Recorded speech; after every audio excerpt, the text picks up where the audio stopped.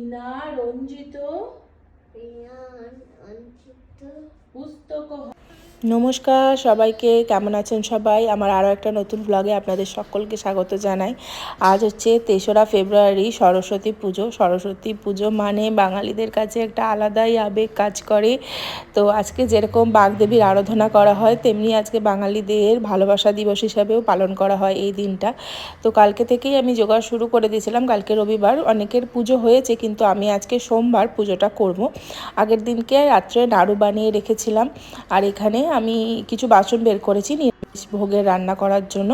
আর কালকে বরদুবাই হিন্দু মন্দিরের কাছে আমাদের মূর্তি বিক্রি হচ্ছিল, ঠাকুর। তো আমি সেখান থেকে গিয়ে একটা মূর্তিও নিয়ে এসেছি। পুজো মানেই হলুদ বাটা। হামানদস্তিতে বাটতাম, কিন্তু এতটা হলুদ হামানদস্তিতে বাটতে অনেকক্ষণ টাইম লাগবে, ছোট হামানদস্তিটা, তাই মিক্সচার গ্রাইন্ডারেই বেটে নিলাম। আজ এই হলুদের রঙটা দারুণ লাগে, তাই না? হাতে গায়েতে। তো বাটা হয়ে গেছে, এবার আমি এটাকে ঢেলে নেব।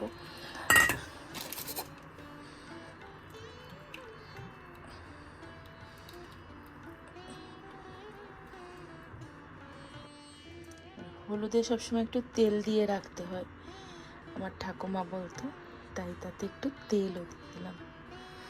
এই তেল হলুদ দিয়ে এবার চানটা সেরে আসি, চলুন। বাসনপত্র সব ধোয়া হয়ে গেছে। এটা সব বাসন, সব আমার পুজোয় লাগবে। থালা, সব বাসন ধুয়ে রেখে দিলাম। তো সকাল সকাল চান টান করে চলে এসেছি। পুজোর অর্ধেক কাজ এগিয়েও নিয়েছি। আমি একদম ভিডিওটা অন করতে ভুলে গেছি, মানে তাড়াহুড়ো করে করছি, এখনও আরও ওঠেনি, ওকে ডাকিনি এখনও। তো একটু দেখিয়ে দিই কী কী করেছি আজকে পুজোর আয়োজন। আমি আজকে হচ্ছে সোমবার, আজকেই আমি এখানে পুজোটা করছি, তার কারণ কালকে আমার করা সম্ভব হবে না, হয়নি, সেই জন্য আজকে করছি। তো মোটামুটি সব আয়োজন হয়ে গেছে, ঠাকুর পাতা হয়ে গেছে, এখানে ঠাকুর পাতা হয়ে গেছে, আর যা যা করার দরকার করা হয়ে গেছে। খালি এখন আমি ফল কাটবো, কাটবো, তারপরে মিষ্টি মিষ্টি যা যা আছে সাজিয়ে সকালবেলায় দেবো, তারপরে বেলার দিকে আমি আবার ভোগ দেব। তো সেগুলো তো একটু পরে করব, কিন্তু এখন ওই যেগুলো ফল টল কাটার, ওগুলো কেটে আরুষকে তুলে চান করিয়ে পুষ্পাঞ্জলিটা দিয়ে দেব। তারপর বেলায় আবার ভোগ রান্না করব, তখন ভোগ দেব। তো এটাই আর কি। তো দেখি, এই যে ঠাকুর এখানে আমি পেতে নিয়েছি। অ্যাকচুয়ালি আমি ভিডিওটা অন করতে না একদম ভুলে গেছিলাম, জানেন, তাড়াহুড়োর মধ্যে। তো পঞ্চামৃত দিয়ে চান করিয়ে মাকে তার সিংহাসনে বসিয়ে দিলাম, অধিষ্ঠান করলাম। আর আমি পুজোটা নিজের থেকে করছি, তাও আমি একটু ভিডিও দেখে নিয়েছিলাম একজনের, সেখান থেকেই আমি দেখে আমার নিজের মতো করে ঘরোয়াভাবে করছি। হচ্ছে কুল নিয়ে এসেছি, এখানে পেয়েছিলাম অনেক সব রকম। আর এখানে জানেন তো, লিচু শীতকালে পাওয়া যায়, মানে গরমের সময় আমাদের ওখানে যেরকম আম জাম কাঁঠাল লিচু, এখানে আবার লিচু পাওয়া যায় শীতকালে। তো ফল টল ধুয়ে নিয়ে চলে এসেছি, কালকে রাত্রেই নারকেল নাড়ু বানিয়ে রেখে দিয়েছি এখানে। আর এটা ফুল এখানে রাখা হয়েছে। তো এবার ফল কাটবো, তো এখানে বসে একটু ফল টলগুলো কেটে নেব, তারপরে এবার ভোগ দেবো। আর তারপরেই আর কি পুষ্পাঞ্জলির জন্য আরুষকে ডাকবো। রিনা রঞ্জিত পুস্তক হস্তে ভগবতী ভারতী দেবী নমস্ততে নমো ভদ্রকালে নমো নিত্যং সরস্বত্যম নমো নমো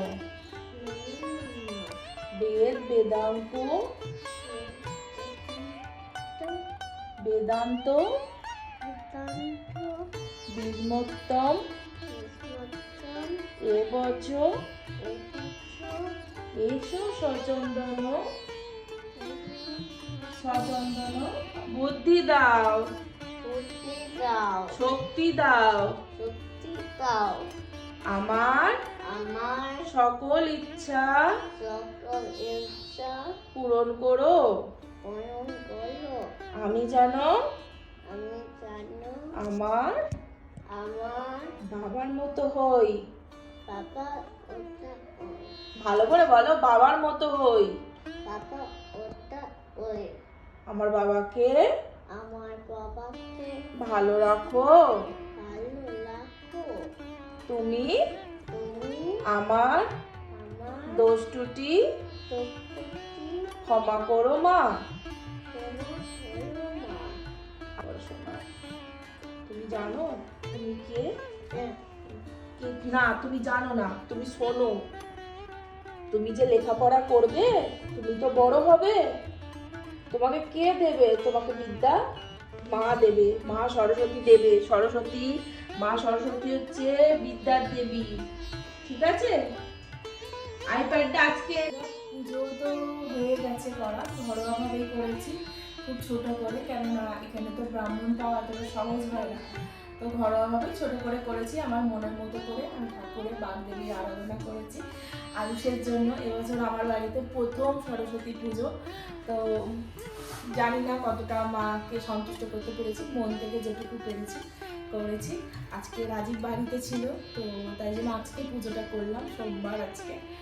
তো ওই জন্য ও আমাকে অনেকটা সাহায্য করলো, হয়ে গেল। আর আরুষের স্কুলটা আজকে এখানেই হয়ে গেল, এটাই আর কি। তো যাই হোক, ঠাকুর আজকের দিনটা মাফ করে দাও আরুষকে আর আমাকে, তাই তো আরুষ? হ্যাঁ, কালকে থেকে রোজ স্কুল যাবে, তাই তো শোনা? আচ্ছা, তুমি কিছু বলবে না শোনা? নম করে দাও, তো বলো আমি আজকে পুষ্পাঞ্জলি দিয়েছি, আরুষ আজকে প্রথম, তাই তো শোনায়? হ্যাঁ,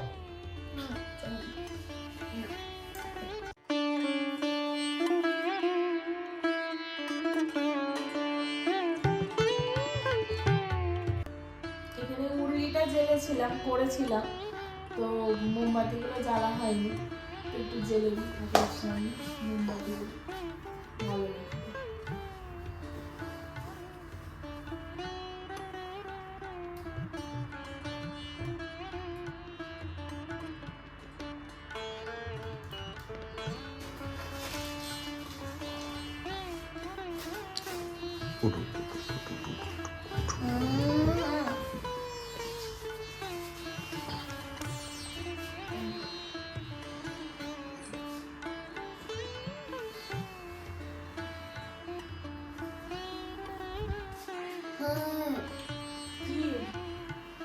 ফোন ফোন আজকে ফোন জমা দিয়ে দিতে হয় মা সরস্বতীর কাছে।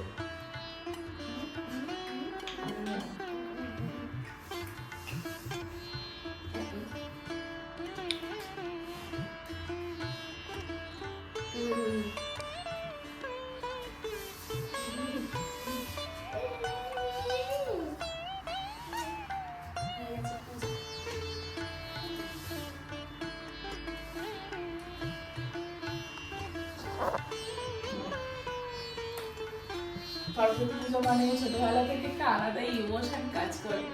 তো বিয়ে হয়ে এখানে আসার পর থেকে সরস্বতী পুজোর আমেজটাই চলে গেছে, তাই জন্য ভাবলাম এবছর করবো।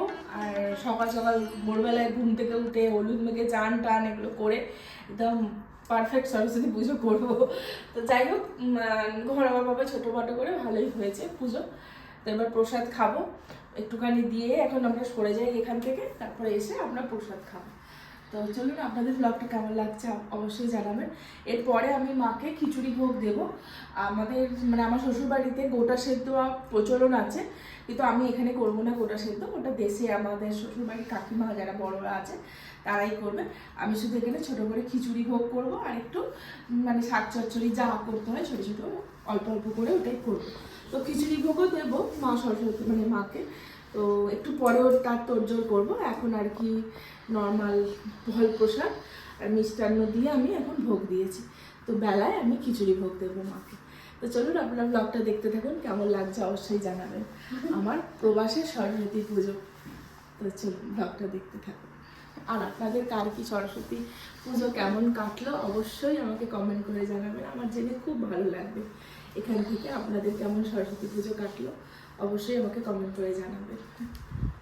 তারপরে এই যে রান্নাঘরে চলে এসেছি, সবজিপাতি কেটে নিয়েছি।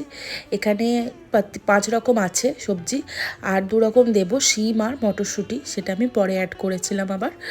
আর এখানে এই বাসনগুলো জানেন তো, আমি এবার ইন্ডিয়া থেকে আসার সময় নিয়ে এসেছিলাম। আমার অনেক দিনের একটা ইচ্ছা ছিল যে ঠাকুরের বা ভোগের রান্না করব, তার জন্য একটা কাঁসার বাসন আমার আলাদা থাকবে, যেটা শুধুমাত্র নিরামিষ রান্নাবান্না হবে। তো এই কাঁসার বাসনগুলো এবার আমার মা কিনে রেখেছিল, আর ইচ্ছাটা পূরণ হয়ে গেল জানেন তো। তো এই সরস্বতী পুজোর দিনকে আবার নতুন আমি জিনিসটাতে রান্না করলাম। এই যে রান্না অলরেডি রেডি, খিচুড়ি, আর এদিকে শাকের তরকারিটা হবে। আর এখানে এই যে শাকের তরকারির জন্য আমি সবজিগুলো কেটে রেখেছি। তো একই সবজি সবেতেই ইউজ হয়েছে, মানে যেটা খিচুড়িতে দিয়েছিলাম সেটাই শাকের তরকারিতেই আমি ব্যবহার করেছিলাম, এটাই। আর তো চলুন চটপট রান্নাটা করে নিই, আপনাদের সাথে আবার আসছি পরে।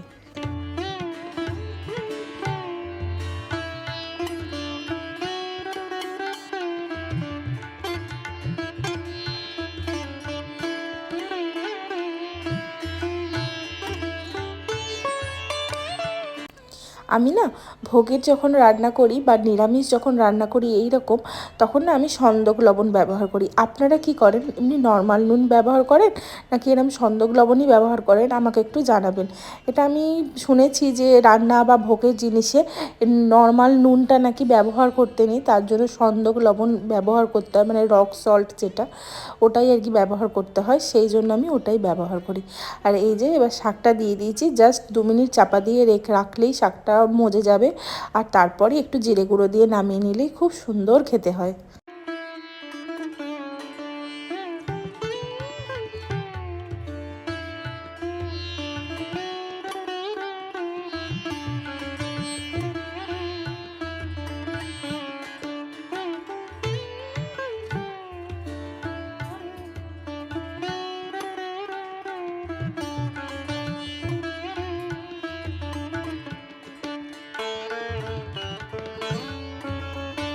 এই যে আমি মায়ের থালাটা রেডি করে নিয়েছি, ভোগের থালাটা। এখানে শাক চচ্চড়ি আছে, খিচুড়ি, আর তার সাথে এই যে আমি 5 রকম ভাজা করেছিলাম সেই ভাজাগুলো আছে। আর এখানে এই যে একটা নাড়ু দিয়ে দিলাম, বলে নাকি মিষ্টি দিয়ে তবে ভোগ দিতে হয়।